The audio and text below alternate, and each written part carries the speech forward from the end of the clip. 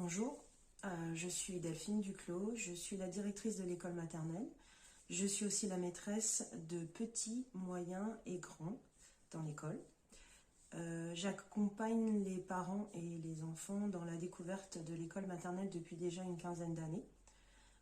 Lorsque j'accueille les parents à l'école, traditionnellement, je fais un entretien pendant lequel j'aborde un certain nombre de thèmes que je ne peux pas aborder puisque avec le Covid, je ne peux pas vous recevoir. Et donc j'ai eu l'idée de faire quelques vidéos pour développer ces différents thèmes. Alors je tiens à préciser que je ne suis pas professionnelle, c'est la première fois que je me mets devant une caméra. Et donc je vous demande la plus grande indulgence par rapport à la prise de vue et tout le reste. Alors dans cette première vidéo, je voulais vous parler de la propreté. Comment on l'acquiert et puis comment ça se passe à l'école. D'abord, je vais vous parler de tout ce qui est physiologique, psychologique autour de la propreté. Ensuite, je vais vous donner des petits conseils pour vous aider à accompagner votre enfant. Et enfin, je vous expliquerai comment on aborde ce sujet-là à l'école. Alors, tout d'abord, il y a deux grands points importants, deux fausses idées. La propreté n'est pas obligatoire pour rentrer à l'école maternelle.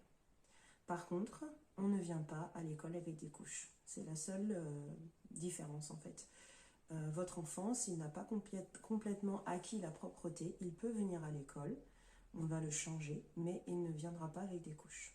La deuxième chose, c'est qu'on n'apprend pas à un enfant à être propre, on l'accompagne.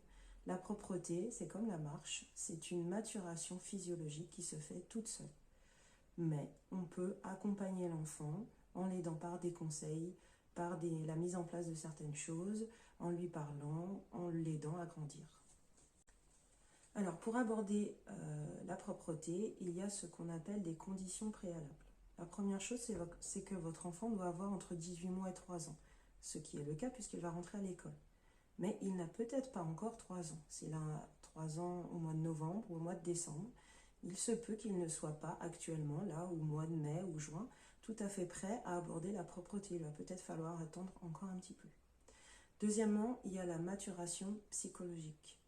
C'est-à-dire que votre enfant, il doit être prêt aussi psychologiquement à être propre. Et des fois, il y a des choses qui peuvent un petit peu entraver cela. Par exemple, si votre enfant vient d'avoir un petit frère ou une petite sœur, ou si vous venez de reprendre le travail, ces moments-là, ce ne sont pas les meilleurs moments pour apprendre à être propre. Pourquoi ? Parce que lorsque vous changez votre enfant, vous lui accordez beaucoup d'attention. C'est très difficile de changer son enfant avec un portable dans la main, par exemple. Donc vous êtes 100% pour lui. Vous lui faites des câlins, des bisous, vous lui parlez, vous lui expliquez ce que vous faites, vous jouez avec lui. Donc c'est un moment intime et très intense émotionnellement. Lorsque l'enfant devient propre, il va perdre une partie de cette intimité, de cette intensité. Pour l'aider à accepter ce passage, il va falloir mettre en place des petits moments d'intimité qui vont lui permettre de ne pas perdre votre attention. Par exemple, raconter une histoire le soir, faire des bisous et des câlins, avoir un petit moment dans le lit le matin pour pouvoir se dire bonjour. Voilà, des petits moments où vous êtes 100% pour lui, où vous pouvez jouer avec lui, parler avec lui. Et s'il voit qu'il ne perd pas ces moments d'attention, il aura plus de facilité à aller vers l'apprentissage de la propreté. Le dernier préalable, c'est vous. Êtes-vous réellement prêt à ce que votre enfant passe à la propreté? Est-ce que vous êtes vraiment prêt à abandonner le petit bébé qu'il était? Est-ce que vous êtes prêt à accompagner cet enfant qui grandit? Est-ce que vous êtes prêt à prendre du temps, là, pendant quelques mois, pour être plus disponible, pour ne pas vous fâcher quand il y aura des accidents? Voilà, c'est tout ça auquel il faut réfléchir avant de commencer la grande aventure de la propreté. Alors, je vais vous donner un certain nombre de conseils qui vont vous aider à passer cette période un petit peu difficile peut-être. D'abord, vous allez peut-être attendre les beaux jours. L'école, ça n'arrive qu'en septembre. Donc, il y aura le mois de juillet, le mois d'août. Et en général, il fait quand même plus chaud qu'actuellement.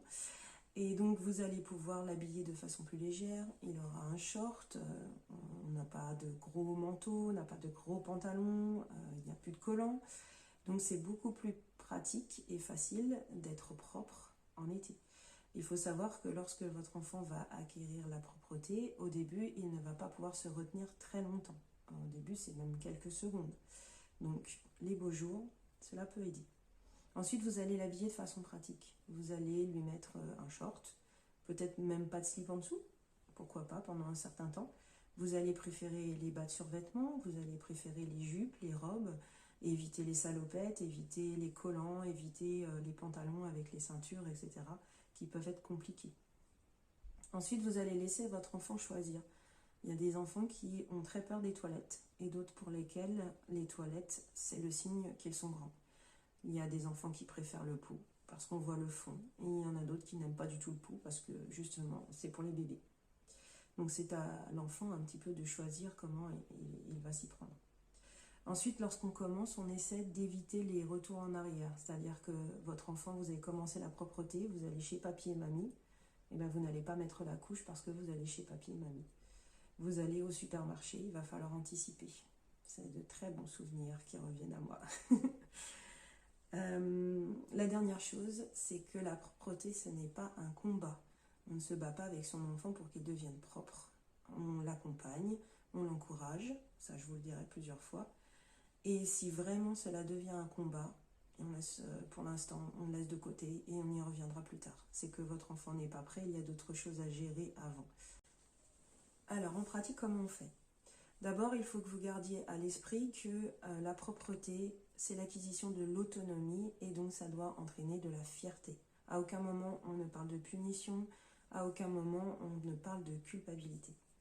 Donc pour mettre toutes les chances de votre côté, vous allez expliquer les changements à votre enfant. Vous allez lui expliquer que vous n'allez plus le mettre sur la table allongée. Peut-être que vous ne le faites plus déjà d'ailleurs. Vous allez lui expliquer pourquoi c'est important de devenir grand. Vous allez lui expliquer tout ce qu'il pourra faire en étant grand, aller à la piscine, ce genre de choses. Ensuite, vous allez l'aider en ne le changeant plus les pieds en l'air, par exemple, comme un tout petit enfant. Vous allez lui demander d'enlever sa couche lui-même. Vous allez lui demander de jeter sa couche. Vous allez lui donner la lingette ou le gant afin qu'il puisse se laver tout seul. Vous allez évidemment repasser par derrière, mais au moins il aura acquis cette autonomie. Vous pouvez investir dans des couches culottes des types pull-ups ou il existe aussi des couches culottes lavables.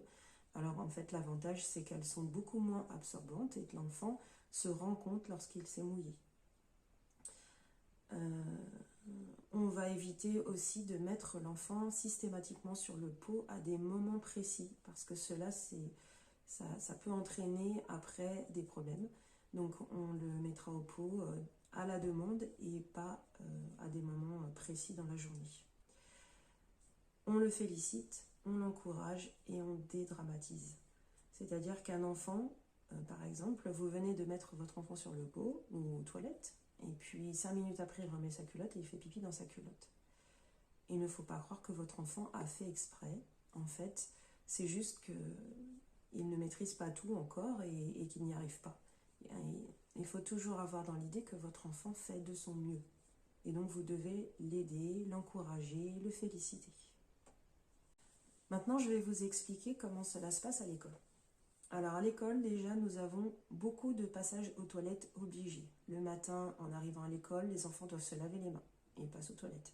Avant la récréation, après la récréation, avant le déjeuner, après le déjeuner, avant le dortoir, après le dortoir. Vous voyez, il y a un certain nombre de fois où l'enfant va être dans les toilettes et il va pouvoir y aller. Ensuite, dans la classe de petite section, il y a toujours une ATSEM. Et en début d'année, l'ATSEM, très régulièrement, à peu près tous les 15 minutes, elle propose aux enfants qui ont besoin d'aller aux toilettes de passer aux toilettes. Donc, voilà.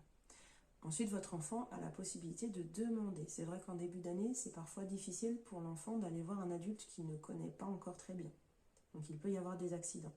Mais c'est suffisamment proposé de nombreuses fois dans la journée pour que votre enfant arrive à, même s'il n'ose pas demander à l'adulte, qu'il puisse quand même aller aux toilettes.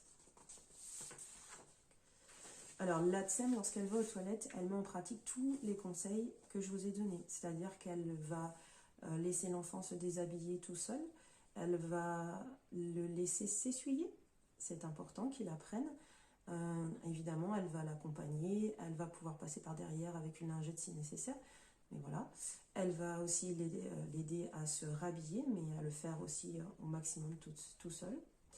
Alors, une chose qui est très très importante, parce que tous les ans j'ai au moins 1 ou 2 fois le problème, c'est que dans une classe où il y a des petits, il y a à peu près 25-26 élèves. Notre attention, elle est focalisée sur tous les enfants. On essaie de faire au maximum pour que chaque enfant soit bien, soit accompagné, voilà.